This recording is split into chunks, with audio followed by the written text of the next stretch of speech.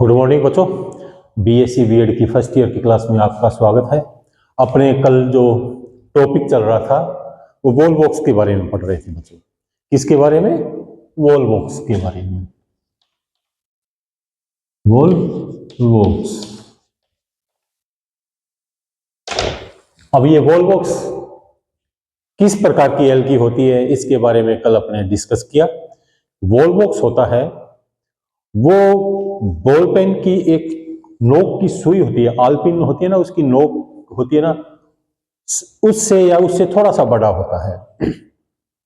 और ये कहां पर पाए जाते हैं? स्वच्छ जल के अंदर पाए जाते हैं, फ्रेश वाटर के अंदर पाए जाते हैं। बारिश के मौसम में तालाबों के अंदर जो हरा रंग दिखाई देता है वो इसी वॉल बॉक्स के कारण दिखाई देता है। अब वो वॉल बॉक्स है, इसे क्या कहते हैं? थैलोफाइटा डिवीजन में रखा गया। क्यों थैलोफाइटा डिवीजन में? इसलिए रखा गया है कि इसका जो बॉडी होती है, इसका जो शरीर होता है वो थैलस रूपी होता है, थैलोइड प्रकृति का होता है। थैलोइड का मैंने आपको बताया, एक नंबर का क्वेश्चन आ जाता है थैलस के बारे में कि थैलोइड क्या होता है। वो पौधा या वो शैवाल जो जिसके अंदर जड़, तनाव और पत्ती का अभाव होता है वो क्या कहलाता है? थैलोइड प्रकृति का कहलाता है। इसके बारे में अपने सेल स्ट्रक्चर के बारे में भी देखा कि सेल की स्ट्रक्चर होती है वो आपने सीनियर में भी पढ़ा है, क्लेमाइडोमोनास की तरह ही होती है उसकी सेल स्ट्रक्चर। क्लेमाइडोमोनास होता है ना, उसके तरह ही होता है। इसके अंदर दो फ्लैजिला पाए जाते हैं जो गति का काम करते हैं। आई स्पॉट पाया जाता है जो प्रकाशवेदी अंग है, और इसके अंदर स्कूचनशील रिक्तिकाएं वैक्यूल्स पाई जाती है जो एक्स्ट्रा वाटर होता है जो उसको बाहर निकालने का काम करती है। इसके अंदर जो क्लोरोप्लास्ट पाया जाता है वो प्यालेनुमा आकृति का होता है। वो फोटोसिंथेसिस के द्वारा भोजन का निर्माण करते हैं। ठीक बच्चों, तो आज वॉल बॉक्स की जो स्ट्रक्चर है उसके अंदर कितनी प्रकार की सेल पाई जाती है उसके बारे में अपने थोड़ा देखेंगे। तो वॉल बॉक्स में भी सेल के अंदर क्या पाया जाता है बच्चों? सरम विभाजन पाया जाता है। सबसे पहले इसके अंदर एक सेल पाई जाती है काइक सेल। काइक सेल का काम होता है गति का तथा पोषण प्रदान करने का। क्यों? क्योंकि काइक सेल के अंदर क्या होता है? फ्लैजिला पाई जाती है, उसके अंदर क्लोरोप्लास्ट पाया जाता है। क्लोरोप्लास्ट की वजह से यह पोषण प्रदान करती है, अपना भोजन स्वयं बनाती है। दूसरी होती है अलैंगिक सेल्स।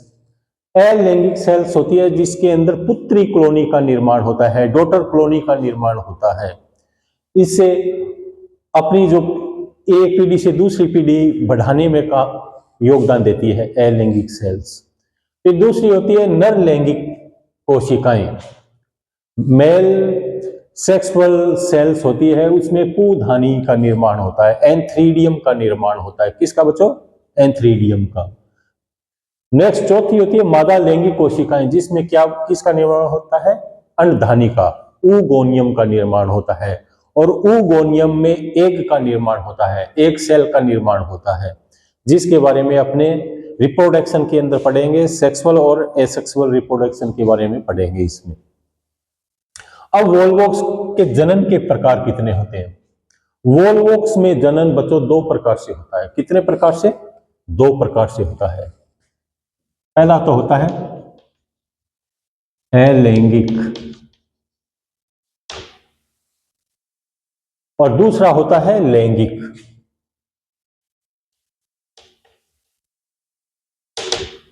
अलैंगिक जनन और लैंगिक जनन, ये दो प्रकार के जनन होते हैं।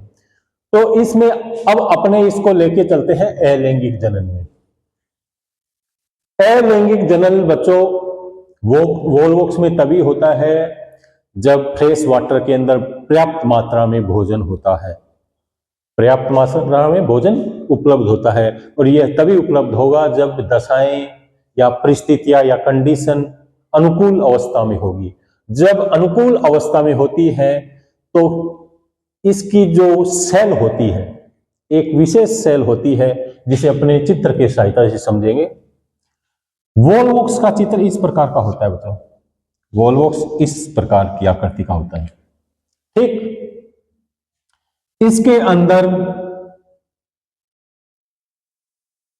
क्लेमाइडोमोनास की आकृति के, इसी प्रकार की आकृति के क्या होंगे, सेल्स पाए जाते हैं, कोशिकाएं पाई जाती है। और कल मैंने बताया कि इसके अंदर कितनी सेल्स पाई जाती है। ये सेल्स होती है, ये 500 से लेके 60,000 तक हो सकती है। जब इतनी सेल एक साथ में पाई जाती है तो उसे क्या कहा जाता है, कॉलोनी। और इस प्रकार की कॉलोनी को सिनोबियम भी कहा जाता है। इस प्रकार की कॉलोनी को क्या कहा जाता है बच्चों, सिनोबियम भी कहा जाता है। इस प्रकार की कोशिकाएं होती है।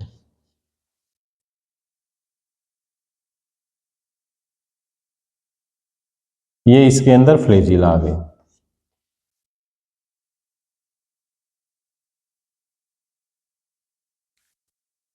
ये एक खोखली गेंदनुमा आकृति की होती है।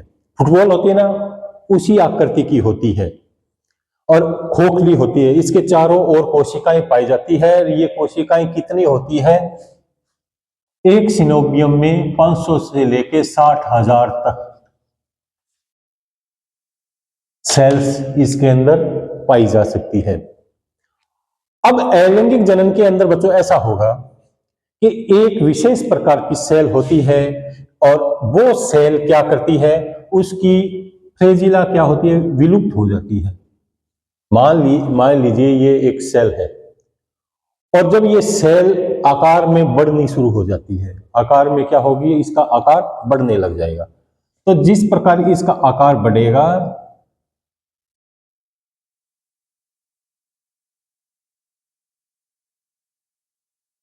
ये इस प्रकार की आकृति की इसमें आकार बढ़ने लग जाएगा और बाद में ये फूलकर बड़ी हो जाती है। बाद में क्या हो जाती है, ये बड़ी हो जाती है। मान लो ये इसके जब ये फूल के बड़ी हो जाती है तो इस सेल को क्या कहते हैं, गोनेडिया। गोनेडिया क्या कहा जाता है, गोनेडिया। इस सेल को गोनेडिया कहा जाता है। और जब ये, जरूरी नहीं कि ये एक ही सेल बड़ी हो, इसके अंदर जब 500 से लेके 60,000 तक सेल होती है तो एक ही सेल नहीं बनती, कई सेल गोनेडिया बन जाती है। जब ये कई सेल गोनेडिया बन जाती है तो इसे बोलते हैं गोनेडियम। क्या कहा जाता है बच्चों, गोनेडियम। ये गोनेडियम होती है। अब ये जो सेल होती है बच्चों, इसके अंदर जो सेल के अंदर प्रोटोप्लाज्म होता है, प्रोटोप्लाज्म के अंदर वो जो न्यूक्लियस होता है उसका विभाजन शुरू हो जाता है। पहले तो एक ही न्यूक्लियस होता है, प्रत्येक सेल के अंदर क्या होगा, एक ही न्यूक्लियस होगा। लेकिन बाद में क्या होगा, इसका विभाजन शुरू हो जाता है। वो 1 से 2 में, 2 से 4 से 4 में, 8 से में बंटने शुरू हो जाता है। जैसे 1 है वो बाद में क्या होगा, 2 में बदल जाएगा, 2 से 4 में बदल जाएगा, 4 से 8 में बदल जाएगा। तो ये क्या होगा, इसका जो केंद्रक होगा वो क्या करेगा,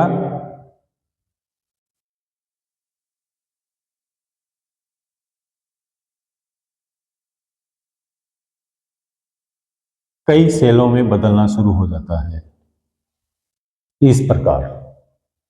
तो इसकी मुख्य विशेषता होती है कि अलैंगिक जनन कब होता है, अनुकूल दशाओं में होता है और इसमें स्पष्ट केंद्रक तो पाया जाता है।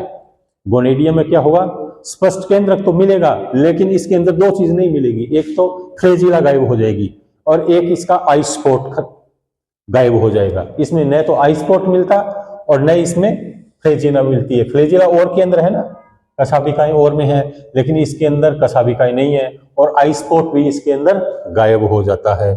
और इसके अंदर जो सेल बनती है, इसके अंदर जो बच्चों सेल बनेगी वो नेक्ड होगी, नग्न अवस्था में होगी।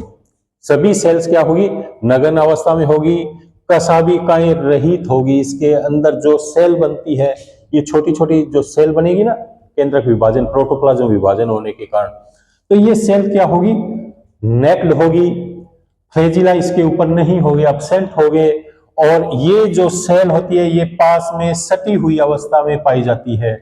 ये सारी की सारी सेल क्या होगी, पास में सटी हुई अवस्था में पाई जाएगी। जब ये सेल, जब प्रोटोप्लाज्म विभाजित हो जाएगा, उसके अंदर केंद्रक भी आ जाएगा, जब ये 8 कोशिकीय होता है, ध्यान देना बच्चों, जब ये 8 कोशिकीय होता है, 8 कोशिकीय अवस्था के अंदर होता है, तो इस अवस्था को क्या कहते हैं अपने, प्लेंकिया अवस्था। क्या कहते हैं,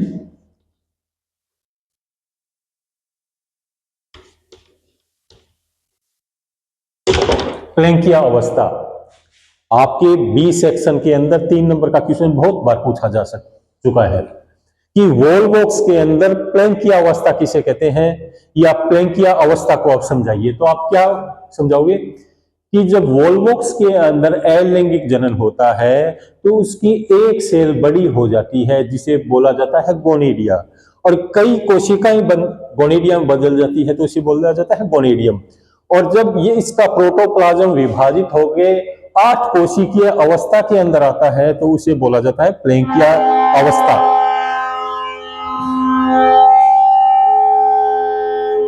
तो उस अवस्था को क्या बोला जाएगा, प्लेंकिया अवस्था या प्लेंकिया स्टेज बोला जाएगा। तो इसे प्लेंकिया अवस्था बोला जाता है 8 कोशिकीय के अंदर। ठीक बच्चों, अब क्या होगा,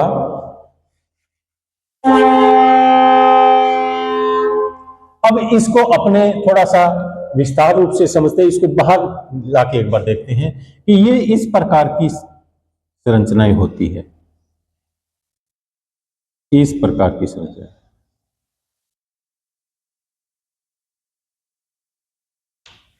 जो आगे का नुकीला सिरा होता है, जो आगे का नुकीला सिरा होता है वो अंदर की ओर होता है। किस में होता है, ये अंदर की तरफ होता है, और इसके अंदर एक छिद्र पाया जाता है। इसके अंदर एक क्या होता है, छिद्र पाया जाता है, जिसे क्या बोला जाता है, फाइलोपोर। क्या बोला जाता है, फाइलोपोर।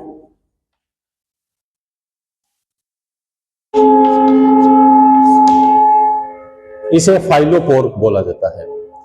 फिर धीरे धीरे इसका प्रोटोप्लाज्म विभाजित होता जाएगा और कोशिकाओं की संख्या बढ़ती जाएगी। जब इसकी कोशिकाओं की संख्या बढ़ती जाती है इस प्रकार,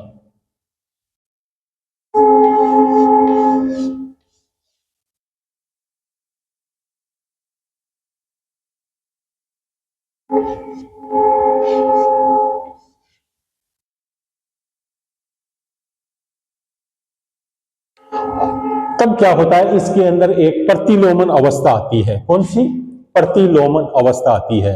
प्रतिलोमन की अवस्था का मतलब होता है ये अपने आप में उलट जाता है। इसमें जब ये अंदर, ये जो बाहर की ओर नुकीला सिरा होता है ना, वो किसकी ओर होता है, अंदर की ओर होता है। बाद के अंदर ये धीरे धीरे क्या होता है, नीचे से धंसना शुरू हो जाता है और एकदम उलट के, और जो नुकीला सिरा होता है वो बाहर की ओर आ जाता है। इसे बोला जाता है प्रतिलोमन अवस्था। तो प्रतिलोमन अवस्था की किसके द्वारा होती है, फाइलोपोर के द्वारा होती है। और फाइलोपोर क्या होता है, इसके अंदर जो प्लेंकिया अवस्था होती है, इसके अंदर प्रोटोप्लाज्म विभाजित होता जाएगा और इसमें क्या होगा कि सेल बढ़ती जाएगी। लेकिन इसका जो आगे का सिरा होता है, आगे का सिरा मतलब जिसके अंदर फ्लैजिला निकलनी शुरू होती है, वो सिरा अंदर की ओर होता है। वो सिरा धीरे धीरे क्या होगा, ये इस प्रकार धंसना शुरू हो जाएगा अंदर से, और फिर ये होता हुआ इस प्रकार वापिस गोल अवस्था में आ जाएगी। और ये नुकीला सिरा उसका होगा, जो आगे का भाग होगा वो ऊपर की ओर हो जाएगा। ये इस प्रकार की अवस्था को क्या कहते हैं, प्रतिलोमन अवस्था। प्रतिलोमन अवस्था में कम से कम 3 से 5 घंटे का समय लगता है। कितने घंटे का समय लगेगा, 3 से 5 घंटे का समय लगेगा। फिर ये इसमें प्रतिलोमन अवस्था होने के बाद, ये इसके उलटने के बाद कुछ समय के बाद इसके अंदर क्या होगी, फ्लैजिला विकसित होनी शुरू हो जाएगी। किसका निर्माण हो जाएगा, फ्लैजिला का निर्माण शुरू हो जाएगा। और इस फ्लैजिला के निर्माण शुरू होने के बाद में ये संतति कॉलोनी किसके अंदर विकसित हो जाती है, एक वॉलवॉक्स के अंदर सिनोबियम में विकसित हो जाती है। और एक सिनोबियम के अंदर अनेक संतति कॉलोनी हो सकती है। बाद के अंदर क्या होता है बच्चों कि जो ये जब ये पूरा का पूरा वॉलवॉक्स डॉटर वॉलवॉक्स बन जाता है, पुत्री संतति बन जाती है, तो यहां से सेल वॉल के फटने से ये बाहर आ जाता है। ये वॉलवॉक्स क्या होगा, बाहर आ जाएगा।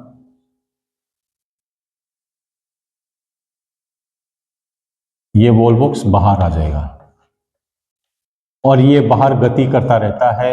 इसके अंदर स्वयं का क्लोरोप्लास्ट पाया जाता है, इसमें आइसपोट का भी निर्माण हो जाता है, इसके अंदर फ्लैजिला का भी निर्माण हो जाता है और बाद के अंदर ये वर्दी करके एक नया थैलस बना देता है। अब अपने यदि माइक्रोस्कोप में देखें तो कई बार क्या होता है कि एक वॉलवॉक्स के अंदर कई वॉलवॉक्स अपने को दिखाई देते हैं। एक वॉलवॉक्स के अंदर कई वॉलवॉक्स दिखाई देते हैं। वो वॉलवॉक्स कौन से होते हैं, डॉटर कॉलोनी होती है। वो कौन सी होती है, डॉटर कॉलोनी होती है। कई वॉलवॉक्स के अंदर, कई प्रजातियों के अंदर तो ये बाहर आ जाती है। अलग अलग प्रजातियों का अलग अलग सिस्टम होता है। कई जो वॉलवॉक्स की जाति होती है उसके अंदर तो ये यहां से फटने के बाहर आ जाता है। कई बार क्या होता है, कई स्पीसीज के अंदर क्या होता है, ये अंदर ही पड़े रहते हैं। और जब ये पूरी की पूरी जनक कोशिकाएं होती है, ये फट जाती है, फटने से ये सारे के सारे बाहर आ जाते हैं। तो इनका अलग अलग सिस्टम होता है। तो बच्चों आज अपने पढ़ा वॉलवॉक्स के एसेक्सुअल के बारे में, अलैंगिक जनन के बारे में। तो इसके अंदर कई प्रकार की, एक तो ये बड़ा क्वेश्चन आता है सेक्शन सी के अंदर, तो ये बड़ा क्वेश्चन आ सकता है कि अलैंगिक जनन को समझाइए। तो अलैंगिक जनन के अंदर क्या होगा कि सबसे पहले एक सेल होगी जो बड़ी हो जाएगी, जिसे बोला जाता है गोनेडिया। गोनेडिया के अंदर प्रोटोप्लाज्म विभाजित होते रहते हैं और इसके लगातार विभाजन होने से 8 कोशिकीय अवस्था आ जाती है, जिसे प्लैंक अवस्था कहते हैं। ये प्लैंक अवस्था का क्वेश्चन छोटा भी आ सकता है। फिर प्लैंक अवस्था के अंदर लगातार विभाजन होते रहते हैं और ये इसके अंदर सेल बढ़ती रहती है, लेकिन ये सभी सेल क्या होती है, नगन अवस्था में होती है, नेक्ड होती है, कशाभिका रहित होती है, पास में सटी हुई अवस्था में पाई जाती है। और इसमें लगातार विभाजन होने से ये संख्या में बढ़ जाती है। बाद में ये क्या होती है, पलट जाती है या उलट जाती है, जिसे प्रतिलोमन अवस्था कहते हैं। प्रतिलोमन अवस्था के बाद में इसके अंदर क्या होते हैं, फ्लैजिला उत्पन्न होते हैं। फ्लैजिला उत्पन्न होने के बाद में ये अपने सेल वॉल के फटने से बाहर की तरफ आ जाती है और भोजन बना के ये आकार में बड़ी हो जाती है, नया थैलस बना देती है। तो ये तो हुआ इसका एसेक्सुअल रिप्रोडक्शन के बारे में। कल अपने इसके बारे में सेक्सुअल रिप्रोडक्शन के बारे में पढ़ेंगे, थोड़ा सा आप पढ़ के आना। और वॉलवॉक्स के श्रम विभाजन के बारे में भी क्वेश्चन पूछ लिया जाता है। वॉलवॉक्स के श्रम विभाजन में किस प्रकार की सेल पाई जाती है, तो कितने प्रकार की सेल पाई जाएगी बच्चों, 4 प्रकार की सेल पाई जाती है। कायिक सेल जो गति और पोषण का कार्य करती है, किसका, गति और पोषण का कार्य करती है। अलैंगिक सेल पुत्री कॉलोनी का निर्माण करती है। पुत्री कॉलोनी का अभी आपने पढ़ा, जो अलैंगिक सेल होती है वो किसका निर्माण करेगी, पुत्री कॉलोनी का निर्माण करती है। और इस सेल को क्या कहा जाता है, गोनेडियम भी कहा जाता है। क्या कहा जाता है, गोनेडिया या गोनेडियम, बहुसंख्या गोनेडियम कहा जाता है। नेक्स्ट अपने जो सेक्सुअल रिप्रोडक्शन के बारे में पढ़ेंगे, नर लैंगिक सेल और मादा लैंगिक सेल जो पूधानी व अंडधानी का निर्माण करती है। तो बच्चों कल इसके सेक्सुअल रिप्रोडक्शन के बारे में पढ़ के आना। आज अपने यही समाप्त करते हैं। ओके।